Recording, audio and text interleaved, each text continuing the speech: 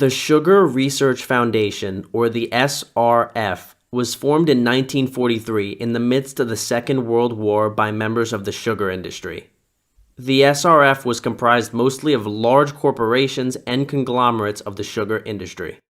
The SRF's purpose, and I quote, was dedicated to the scientific study of sugar's role in food and communication of that role to the public during a period of wartime sugar rationing.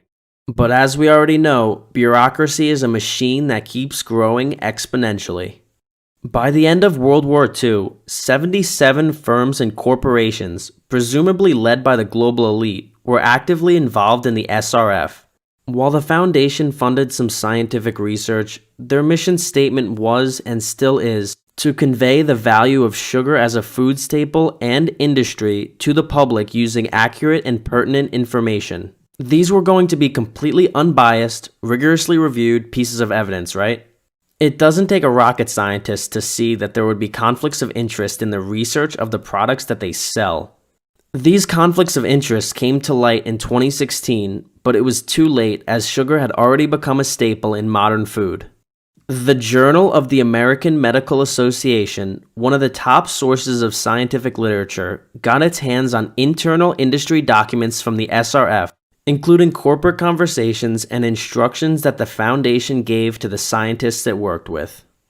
They also looked at the evidence that was used to create the dietary recommendations of several government health organizations. 3 researchers used the documents to tell us a chronological story of special interest corruption on behalf of the SRF. The paper made very few headlines, so most people have no idea about it. The story begins in the 1950s. Coronary heart disease was at an all-time high, and scientists began researching dietary factors for possible causes. By the 1960s, 2 major camps evolved that argued the main cause of heart disease. One hypothesis was built on the work of prominent British physiologist John Yudkin, who claimed that added sugar was the culprit. On the other hand, an American physiologist named Ancel Keys claimed that total fat and saturated fat were the main causes. One of these 2 theories would end up shaping nutrition science as we know it today. Clearly, the SRF needed to protect the interests of its shareholders. The SRF's president, Henry Haas, closely observed the debate. He gave a speech in 1954 to the American Society of Sugar Beet Technologists, saying, "Leading nutritionists are pointing out the chemical connection between America's high-fat diet and the formation of cholesterol.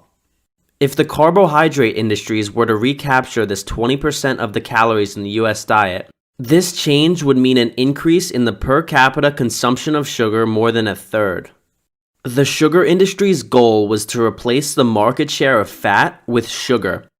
So they decided to invest $600,000, which is $5.3 million in today's money, to increase their profits. They paid $5.3 million to educate policymakers, which are basically politicians with no scientific background, educate policymakers on how fat causes heart disease by basically saying, hey, look inside this artery, it's got fat in it. Look in this food, there's fat. There's no sugar inside this artery. Sugar can't go inside the artery, fat goes in the artery, therefore fat is evil, sugar's good. And the policymakers, make sense to me, I have no idea about science. And with a $5.3 million investment into the propaganda, they managed to get the policy, and what their whole campaign was to stimulate the business associated with the profit of selling sugar by taking 20% of the allocated calories in the food pyramid off the fat to give to sugar. Profits continued to rise for the sugar industry as people started to eat less and less fat. Everything was going smoothly until new research came out stating that low-fat diets high in sugar could raise serum cholesterol. John Hickson, the vice president of the SRF at the time, began keeping his eye on this new information. He considered multiple ways to combat the so-called deniers, such as physiologist Yudkin.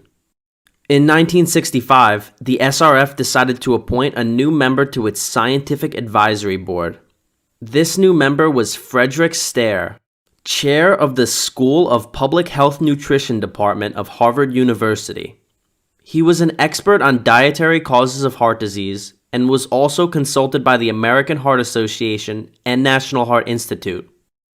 However, he also had ties to food companies and trade groups, which weren't widely questioned until the 70s. Later on in 1965, a faculty member of Stair's department at Harvard, D. Mark Hegsted, published 3 contradictory studies. The first 2 were epidemiological studies that suggested blood sugar to be a better predictor of atherosclerosis than serum cholesterol. The third study showed that sugar, more than other carbohydrates, contributed to high triglycerides. Yudkin previously claimed that this was a major risk factor for heart disease. The New York Herald Tribune jumped on board, running an article supporting the notion that sugar consumption may be causal in developing heart disease. As Yudkin's hypothesis on the true cause of heart disease gained validation through Hegsted's research, the SRF had to act quickly to protect their financial interests. That's exactly what they did.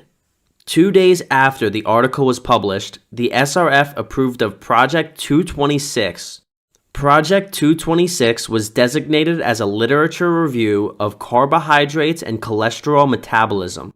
The project was overseen by Stair and written by Hegsted and a colleague at Harvard, Robert McGandy. Hickson provided the researchers with articles demonizing sucrose, which is sugar, that could have potentially threatened his profits. Hickson told Hegsted, "Our particular interest had to do with the part of nutrition in which there are claims that carbohydrates in the form of sucrose make an inordinate contribution to metabolic condition. Until now, the consensus had been that fat intake is the cause. I will be disappointed if this aspect is drowned out in a cascade of review and general interpretation." Hegsted replied, "We are well aware of your particular interest in carbohydrate and will cover this as well as we can." As you can see, Hickson really had a way with words. He converted a man who conducted 3 studies correlating sugar with heart disease to a believer of the dietary fat hypothesis in just a few sentences. Or maybe it was the $6,500, which would be about $50,000 in today's money, that Hickson ended up paying him. Either way, Hickson was one convincing guy. As Hegsted and McGandy worked on Project 226, a separate group of researchers, known as the Iowa Group, were reporting that there were positive associations between the consumption of sugar and serum cholesterol. In the 9th month of the project, Hegsted explained to the SRF that every time the Iowa Group publishes a paper, we have to rework a section in rebuttal. Hegsted gave Hickson the final draft about half a year later, and Hickson assured him, "This is quite what we had in mind, and we look forward to its appearance in print." The literature was published in the New England Journal of Medicine in 1967 titled Dietary Fats, Carbohydrates, and Atherosclerotic Disease. As with any respectable piece of scientific literature, those who funded the studies were cited in the paper for the public to see.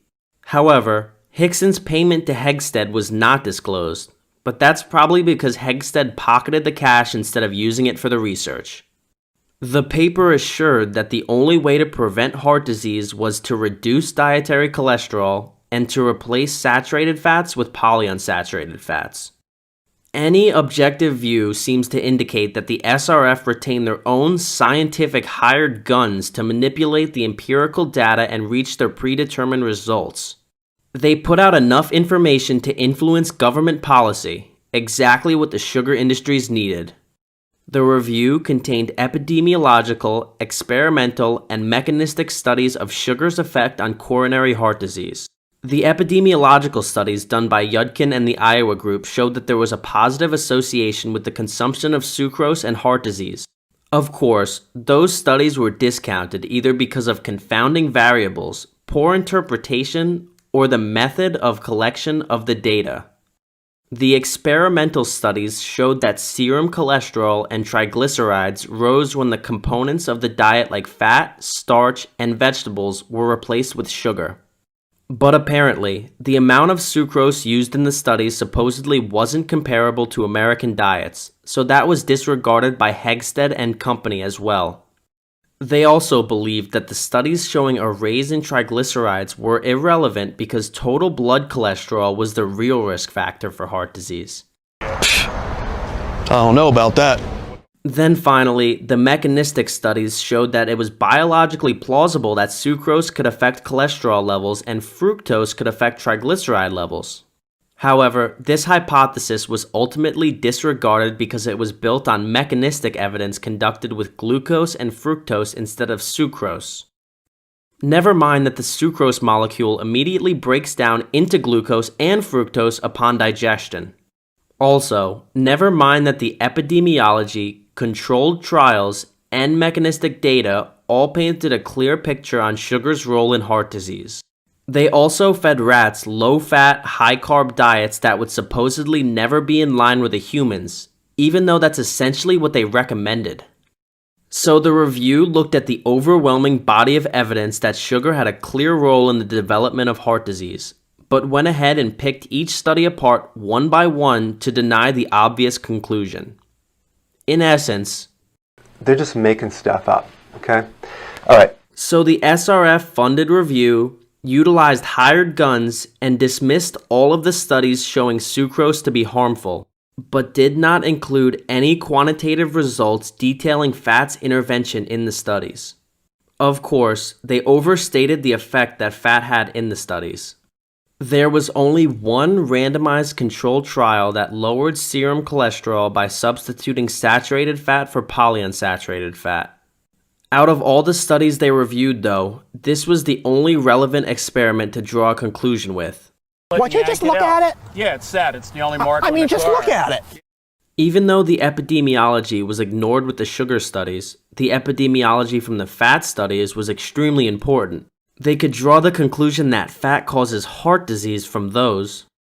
The review made sure to claim that polyunsaturated fats were a realistic replacement for saturated fats, and that it was the only dietary change that people should make in order to avoid heart disease. It's clear that the SRF engaged in coronary heart disease research in 1965 and then funded and participated in a literature review published in the New England Journal of Medicine. Their role in the review wasn't disclosed until 2016. The New England Journal of Medicine did exactly what the sugar industry wanted them to do and told society to ignore the epidemiological, experimental, and mechanistic studies linking sucrose to coronary heart disease. They told people that the only thing they had to worry about for heart health was dietary cholesterol and saturated fat. Americans had been convinced that they had nothing to worry about when it came to sugar and that they should just avoid fat and they will be fine. So-called healthier, low-fat alternatives started flooding the market, with sugar replacing the fat. The story doesn't end there, though. A few moments later. In 1971, the sugar industry got into the minds and pockets of the National Institute of Dental Research Caries program. They aimed to shift the focus of dental problems away from the consumption of sucrose. In 1976, the sugar industry came out with another review called Sugar in the Diet of Man. It's credited with strongly influencing the evaluation of the safety of sugar by the FDA in 1976. By the 1980s, most scientists believed that added sugar had nothing to do with coronary heart disease. The SRF got exactly what they wanted, and the money poured in. In essence, whether you know it or not, the sugar industry is a giant money machine. They have had and still have a pivotal role in influencing American dietary policies. Policymakers and average citizens don't read scientific journals, so they will blindly follow the recommendations the USDA gives them. This is why it's so important to regulate conflicts of interest in dietary studies. Some bad information could lead to years of bad policy. Much of the information propagated by the SRF is still very relevant in mainstream science today. With access to insider industry documents like these, we the people have a chance to search for the truth. The SRF paid scientists to come up with enough paperwork to show that sugar is nothing to be concerned about, all to increase their market share. The tobacco industry used similar tactics. They convinced us that smoking was healthy, but thankfully, the public perception changed. Now, even smokers acknowledge that smoking is unhealthy. However, the public perception of sugar still hasn't changed, with most people believing that it's fine to consume in moderation. The sugar industry was more successful in deceiving the public than the tobacco industry because the public still believes them. John Yudkin had worked diligently to research the harmful effects of sugar and let the world know before it became a staple in nearly every food in the market. But as they say, history is decided by the winners. The SRF is now known as the Sugar Association, and it still has a powerful hand in Washington, D.C. It still strongly denies the possibility that there is a relationship between sugar consumption and cardiovascular disease. The sugar industry had a huge role in shaping over 50 years of nutritional science and the dietary recommendations that we still have today.